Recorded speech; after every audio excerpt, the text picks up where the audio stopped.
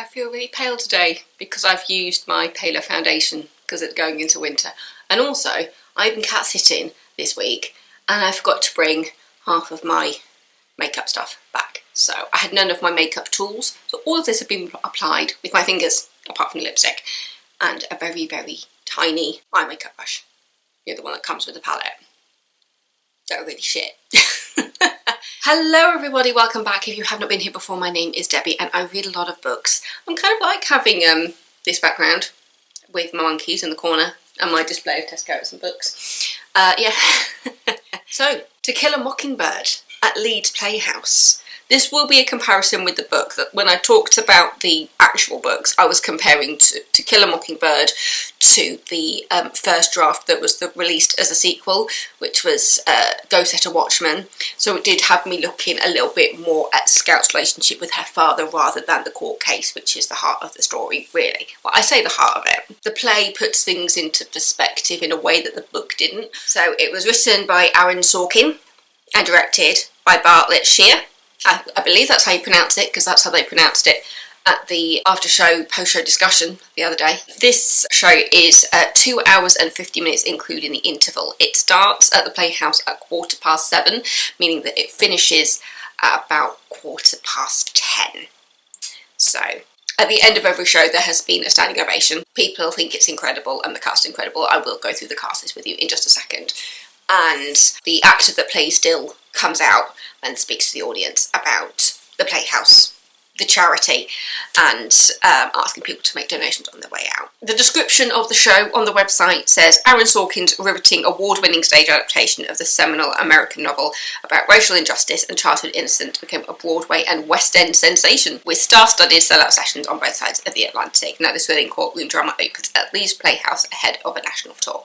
So, yeah, this version was on Broadway to begin with, then it went to the West End, and now it has been produced with Leeds Playhouse to then go out on tour. And as I just said, I was there for the post-show discussion the other night, which was really interesting, and if I was an audience member rather than working it, there was a question that I did want to ask, but maybe I'll get to ask it of somebody during the run, but it's mainly about the character of Atticus and whether they kind of understand how that character came out of the initial draft, which turned Atticus 180. So it was kind of a combination of learning about Atticus as in To Kill a Mockingbird and then how he was originally written in the original draft. So that was what my question would have been about, asking if they had read the sequel. And if they think that affects the story of To Kill a Mockingbird in any way. There are some beautiful production images, which I will show on the screen as you go through. There's a few trailers, there's a BSL flyer on here as well, and it has gotten really good reviews. Rolling Stone 5 stars, Daily Mail 5 stars, Mail on Sunday 5 stars, Daily Telegraph gave it 5 stars, the Sunday Times gave it 4 stars, and the Financial Times gave it 4 stars. The actor who's playing Atticus in our production has done it before, and I was quite excited when I heard he was playing it because I remember him in coupling, because Atticus Finch is played by Richard Coyle.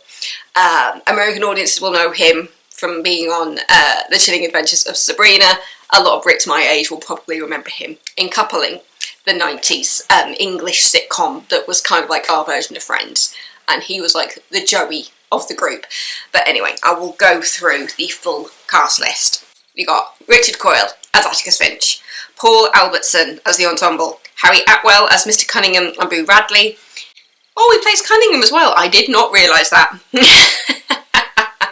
Because I've been spotting him in the background of scenes going, that's the guy who plays Boo! Stephen Boxer as Judge Taylor, Tom Brace Jenkins in the ensemble, Cheryl Burniston in the ensemble, Colin R. Campbell as Sheriff Hectate, Andrea Davey as Calpurnia, Richard Dempsey as Horace Gilmer, Sarah Finnegan as Mrs. DeBose, Philippa Flynn as Miss Stephanie and Dill's mother, Evie Hargraves as Mayella Yule, Simon Hepworth as Link Dees, Charlotte Luxford in the ensemble, Dylan Mallin as Dill, James Mitchell as the ensemble, Anna Munden as Scout Finch, T.Y. Musa in the ensemble, John J. O'Hagan in the ensemble, Owen Orija in the ensemble, Oscar Pearce as Bob Yule, Jonathan Rubin in the ensemble, Gabriel Scott as Jem Finch, and Aaron so Sanya as Tom Robinson. This is an incredible production, and Aaron Sorkin has adapted the novel really well, because in the book it's narrated by like a future scout looking back. That's how it feels anyway, and then obviously, as I said, in the next one you're very much looking at her as an adult, but yeah, it's narrated entirely by scouts, and it's very hard-hitting. And, you know, it will be because of the subject matter, because you've got Tom Robinson on trial for rape. Even in the play, there's comments on why the kids were in the courtroom, and Calpurnia comes back and, well, both Calpurnia and Atticus have a conversation saying, like, well, they would have been in there no matter what, because they wanted to see their father. So, as I said, I'll be talking more about the actual storyline rather than just the relationship of Atticus and Scout. In this version, all three kids narrate the show, and those three actors are so good together, and they are just incredible together. I will say, because at the beginning of the show it starts off with Scout speaking, and I really like how they've done the accent. At first it was a bit jarring, it really threw me off, but it's because they've slowed it down a bit so that we can understand it. But it still feels very authentic, even though it's been slowed down. Yeah, I just think the accents across the board were really well done, and that's coming from someone who is a Brit and is not that well versed on the variety of different accents in the American South, Deep South, especially comparing that to the voices of Reese Witherspoon, who narrated the audiobook of Go Set a Watchman, and who was it that did the audiobook of To Kill a Mockingbird? Sissy Spacek. Their accents are very different to the accents that are used on stage, and this is set in Macomb, Alabama. And yeah, it's just so good and so clever, and the way that it's been adapted, and it makes it funny, which is a really good thing for a play, because in a play about something as deep as this, you need the light-hearted moments to put it like on an even playing field, basically. So you'll have moments of darkness, and then you'll have a comment that'll just lighten everything up. And everybody knows that even when things are sad and are getting dark, that you can always find something to laugh at least in my family we do, because it's just like, we've laughed at funerals before. I remember it was my granddad's funeral. We met his brother. I met my granddad's brother for the first time. He has not been in our lives at all, and he looked so much like my granddad. It looked like my granddad was sitting in the front row of his own funeral, and we may have gotten a bit of the giggles about that. You know, there's always light in the darkness. But yeah, it's really clever, and yeah, I'm just going to go into more about how it's done there, because as I said, it's narrated by the three kids all the way through, and not just Scout as in the book. And it starts off by reversing the story slightly. So you kind of start at the end and work your way back. Scout asking the question of did Bob Ewell land on his knife? You haven't read the book and you don't understand that. It's because there's a character that dies, and a few characters insist that this person's landed on their own knife when they got stabbed. And so that is the question that is asked throughout the show. Did Bob Ewell land on his knife, or was he stabbed by somebody else? And the kids at the beginning are just like, yes, so we need to take this back to the court. We need to take it back to the trial. And then the other characters are just like, oh, well, actually, does it actually go back to when we tried to spy on Boo Radley? And I will say, of all of them, I mean, it is Dill that provides a lot of the comedy, but then you also get a bit of a deeper story for Dill as well, because Dill is only there for the summer. He's staying with his aunt, and so you don't really get that much information about Dill. There's a lot of characters that you don't get really much about, which the play looks a little bit more into. And it is so good, it is so clever, it's really funny, it has some really good funny moments in there, just to help you get through the darker parts. All the acting is superb. I will have to do a proper shout out to the ones that play the Ewells, the father and the daughter. So that's Oscar Pierce, who plays Bob Ewell, and Evie Hargreaves, who plays Myella. The courtroom scene where Myella is on the stand, oh my god, I could feel it in my chest. And admittedly, because I mean, the story is a white woman accusing a black man of rape, and having also, you know, Me Too is still going, and you know, in cases like that, you want to believe the woman, but at the same time, in this story, you know that Robinson didn't do it. He has no use of his left hand, and that's something that keeps popping up. It was just like she was strangled all around her neck. She was punched on one side of her face, and it means that whoever punched her and strangled her had use of their left hand and was probably left-handed. And so the moment when Bob is on the stand and Atticus is just like, can you write your own name, and he's just like, what are you doing, like, you, like, he feels like he's being made fun of and put on the spot and everything. And then when Bob finally does write his name, and Atticus is there going, can you do it so that the jury can see it? But yeah, so you see Bob using his left hand, and you've got all the kids coming round and saying, now we understand what Atticus was doing, because the kids never refer to Atticus as dad. It's always Atticus. But yeah, because it is such a hard-hitting story, and with the speeches that Atticus makes during the show, because I've seen it 3 times now. It's Thursday today, and it started last Monday. So as I filmed this, we are halfway through the run, pretty much, because we've got it for basically a month. We've got it for 4 weeks. It finishes on the 4th of October. That's why I'm trying to get ahead of it here, because otherwise you would have seen it months later. It is going on tour, but I did want to get this up while it's still on at the Playhouse, just to give it the love that it needs. Not that it needs, but that it deserves, because it is such a fantastic piece of theatre. And just every single person on that stage is incredible. And we've just been getting standing ovation after standing ovation. And I did actually ask somebody, oh, are you enjoying it? And they were just like, oh, I feel like enjoying is the wrong word for this show. And it was just like, yeah, I get that, but at the same time, I feel like there's some good comedy moments in there as well. And so I had a conversation with when I was sent somebody an ice cream, just about how dark and hard-hitting it is, and how the comedy really bounces that. So it's a really nice conversation to have with an audience member. But yeah, so it started last Monday, which was unusual, because normally our shows start on a Tuesday. Normally it's Sunday and Monday off, but no, this show started on a Monday. And I think yesterday was its opening night. On my first shift, I was on the outside, so I got to read some of my book. And then on the, I was then in it, saw it last Thursday and Friday. And I saw it then. And then I've also seen it this past Tuesday, the 16th. And all from different point of views. And for the first 2 shows, it felt like the world was against me seeing the beginning of the second half. Because on the first one, just after the lights went up, I was just like, okay, now is my time to have a wee, because we can't, if you're on the inside, you're selling ice creams in the interval.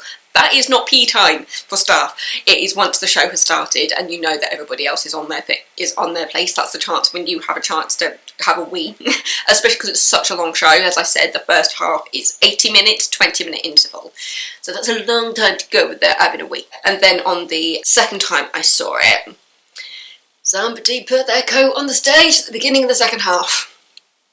And I was the only angle that could see it. So that's the point. It's just like, okay, I've got to go out, I've got to go round, I need to go tell somebody on the stairs that they need to tell somebody off and get that coat off the stage. I was looking at it thinking, is that a coat? Is that something that's supposed to be there? So I stood up and it was just like, no, we don't have a speaker on that side. So on the other side, and normally the speakers, they mirror each other, and it's just like, yes, so that's definitely something that's not supposed to be there. It was a coat. Somebody had stupidly put their coat on the stage while the performers were performing. And the entire cast was on stage because it was a courtroom scene. So it was just like, ah. But then, last time I saw it, I was on door number 3. And so I had an incredible view. I did have somebody ask me a really stupid question though. It was just like, oh God.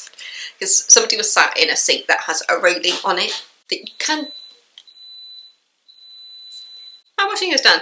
There was a kind of a railing on it that technically you can duck under, and she came to me and said, was it during the interval? I think it was in the interval. She came to me and said, I need to leave a little bit earlier. Is it okay if I duck under the railing? She should never have asked me that question, because as a staff member, I cannot encourage her to duck under the railing for health and safety reasons. And so I told her that. It was just like, I cannot encourage you to duck under the railing. And she looked at me like I'd grown a second head and was just like, why? Why can't you let me? It was just like, I'm not saying I can't let you. I'm saying I can't encourage you to duck under the railing. So if she did it, I wouldn't be able to stop her, but I couldn't tell her to do it. It was such a bizarre question. And the fact that she didn't understand what I was saying was really annoying. And she was just there and she was like humping, and it was just like, you have asked me a question and I have told you as a staff member I cannot encourage you to duck under the railing. Because it's next to a seat, which then drops down to the floor. But yeah, it was just that moment, it was just like, I can't believe you can't hear what I'm saying. I can't encourage you to duck under the railing. So, yeah, that was an interesting one to deal with. But yeah, but I'll admit, at the end of the show, I mean, I think it's absolutely incredible. The only little thing that I have to say is that at the end of the show, Atticus takes the final bow. Now, I understand that. Richard Coyle is incredible. He is our name in the show. But I personally feel like the kids get the final bow. I feel like it should be Atticus, and then he should put his arm out, and then let the actors who play the kids come forward and let them take the final bow. Because, yeah, Atticus is a really important part of it, but the kids run that show. They really do. Those three actors are the glue that hold that show together. Without the kids, there would not be the comedy. And as I said, you need the comedy in this show. There's such serious themes in it that the comedy really does piece it together. As I said, you know, the comedy wasn't really there in the book, but because it's narrated by a single person, there's enough to pull you along. On stage, the comedy really does help. And what I did start saying that I didn't finish was that I was watching this just after Charlie Kirk was shot and killed. And this show and some of Atticus's speeches took on a whole new light after the death of Charlie Kirk. Now, on that, I'm just going to say it is sad that somebody lost a husband, that kids lost a father, but personally, I didn't agree with Charlie Kirk, and yes, we should be able to live in harmony with different opinions, but as somebody who wasn't a fan of him, did not support him, I feel for his family and his friends, but I personally will not be mourning him. But hearing Atticus's speech, his speeches throughout the show about his community and trying to explain the mentality of his people who he considers friends and neighbours and his community, because there's a part of the show where he's trying to explain, it's towards the end of the show actually, and Atticus has kind of lost his mind a little bit with Bob Yule and almost strangles him. And Atticus comes out of the house and he's just like, I was going to help you. And he was just like, no, I lost my temper. I shouldn't have done. And he starts explaining the mentality of the people in their community, saying things like, the war was yesterday. It wasn't however many years. It will always be yesterday. And these people took that personally in regards to like the Civil War. And he's saying like how, in a way, he's kind of defending them, but also he's not, because Atticus is very much, I mean, he's described as meek in the show by Jem, which is misheard by Scout as weak. And he's just like, no, I'm not saying he's weak, he's meek. Weak is when somebody, how does it put? No, weak is someone who can't fight, meek is somebody who won't fight. And you see that from Atticus quite a lot. He doesn't like standing up to people.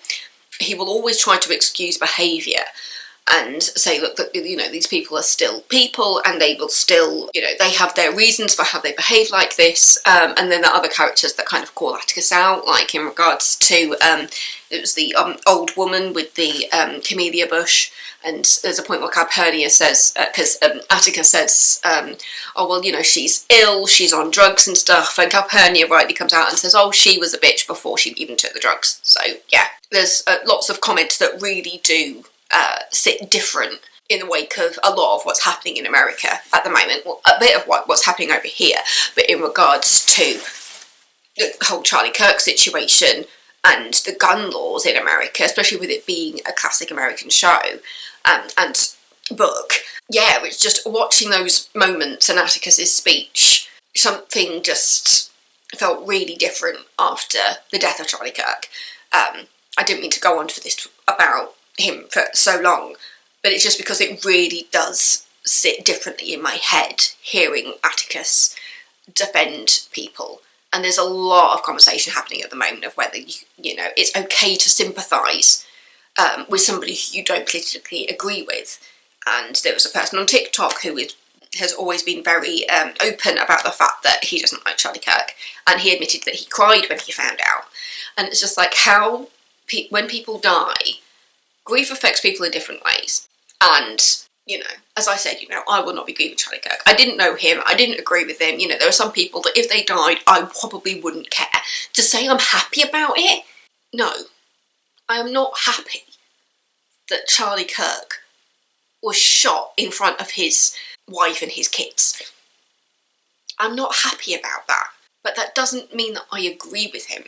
And it's okay for me to say that I will not grieve him, even that I don't care. There's nothing wrong with saying that. So, yeah.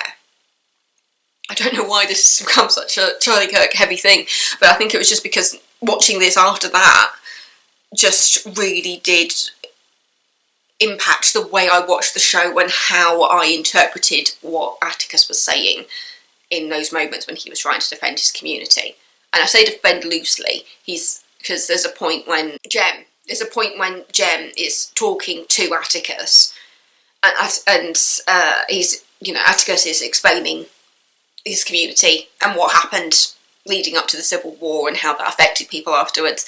And Jem says, "But that's not an excuse." Atticus says, "No, it's not an excuse, but it's an explanation." And something about that comment really hit me quite hard, actually.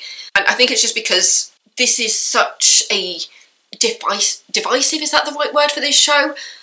Because you've got a white woman accusing a black man of rape. In Me Too, you want to believe the woman when she says something like this. But then through the trial you find out that obviously Robinson couldn't have done it because he had no use of his left hand. You hear her version of events, you hear his version of events, and then there's a point in the courtroom when Atticus says, "I know that you, Mayella, are a victim of someone in this courtroom, but it's not Robinson." And her father, like, completely flips out, and it's just like, yeah, because she's a victim of her father. She's a victim of her father's abuse. And yeah, if you didn't know, the big court case in the book and the show is the rape trial. And yeah, I feel like I'm talking forever. I need to get my stuff in the dryer, and I need to have lunch, and I've got a singing lesson in about an hour, so I should probably start wrapping this up. But yeah, it's just such a powerful story, and reading the book now, seeing the show now, it feels so relevant still, and there's such important themes that do need to be repeatedly told to people. And when I see people stand up at the end of this show, and I'm just like, have they seen what I saw? Had they heard what I heard? And yeah, it just, seeing the audiences on their feet at the end of the show and seeing them appreciate the story that's been told and the actors that have told that story to them and the whole production. And the other night I was looking at the audience thinking, do they just see this as some entertainment, or do they really see how important this is right now? Because there are so many home truths in this show that are spoken that I think if you're not paying attention, it might go over your head. But yeah, it is such a brilliant show. It is such an incredible story. And the way that this version has been done with Bartlett Shear directing, written by Aaron Sorkin, having all three kids narrate it, is just such a powerful statement. And it also makes you think about the fact that you are seeing it through the eyes of a child. There are times in the book when you can almost forget that it's a child telling you this story, and it makes you wonder if they are slightly unreliable in the way that you're being told the story. And the fact is that I believe elements of the story were actually based on Harper Lee's life. There was a question at the post-show discussion the other night, that referenced Dill being inspired by Truman Capote, because Truman Capote and Harper Lee were actually friends growing up, and it's like, oh yeah. And they were asking about a particular line that they think might have referred to Truman Capote in the text, and whether it was done on purpose. Yeah, it was really, even though at first we were all just like, oh my god, the show's already like 3 hours long, we're going to have to stay for another like half an hour, 40 minutes for the post-show discussion. But actually it was really interesting, and I was still home for about 11:30, so I was only home like about half an hour later than I normally would have been. It's just an incredible show. The cast is incredible, and the moment when Mayella is on the court stand is such an incredible moment when Mayella, and I don't mean incredible, well, I don't know how I mean incredible, it's such a powerful performance from Evie Hargraves when Mayella kind of breaks down after her father has left the courtroom because he flipped out over realising that he's being spoken about in a way that he didn't realise, because that's the moment when you realise that Bob has been hitting and possibly raping his daughter. When he leaves, when he's taken out of the courtroom, Atticus goes up to Mayella and says, just us, just has your father been hitting you? And she takes a moment, she looks at Robinson, and she flips out, and she basically repeats a conversation which is obviously one that she has heard her father do 100 times, talking about how black men are small, talking about how white men built America, just this whole stream of words that she's obviously heard her father use. And it really just makes you think about how a lot of people really are of the influence of their parents' politics. It also makes you think about when, as you grow up and you realise your politics are different to your parents. So yeah, just that moment when Mayella is finally given a chance to actually speak, and she uses it to just repeat the nonsense that she's heard her father say to her, in front of her and her siblings. But yeah, I feel like I've been talking forever now, but that was just one particular moment in the show that I just found it, like, you can hear a pin drop when Mayella flips out. The room is so silent, and all you hear is her just saying these awful, horrible things, which is stuff that she's heard her father say, because she refuses to admit to a courtroom that she's lied. Yeah. And then also the moment when Robinson finally gets on the stand and he actually says what happened, and you realise everything that has led to this moment. And you know that, I mean, if you know the story, you know what's coming in regards to Tommy Robinson as well.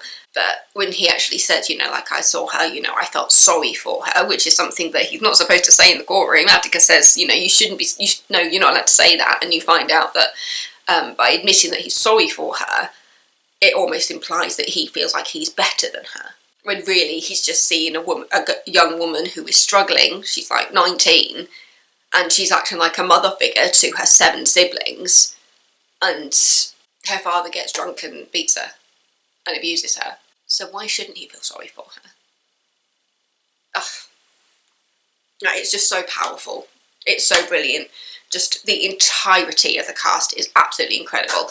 But my battery's about to die, so I'll wrap this up. If you've got any more thoughts on the story, if you've seen the play, let me know. I'd love to start a discussion about this. And if anybody else has noticed a difference, if they have seen it, of how they think the text affects them now after the events in America, and see if that has affected the way that people think about things. But yeah, thank you so much for watching. Don't forget to subscribe, and I'll see you next time with another video. The show is on to the 4th of October, and yeah, and then it's going on tour afterwards, so if you don't get to see it at the Playhouse, it is going on tour. Check out your local listings and find out where it's on. But yeah, just thank you, and I will see you next time. If you get to see the show, please let me know, and just let me know what you thought about it. But this cast is incredible.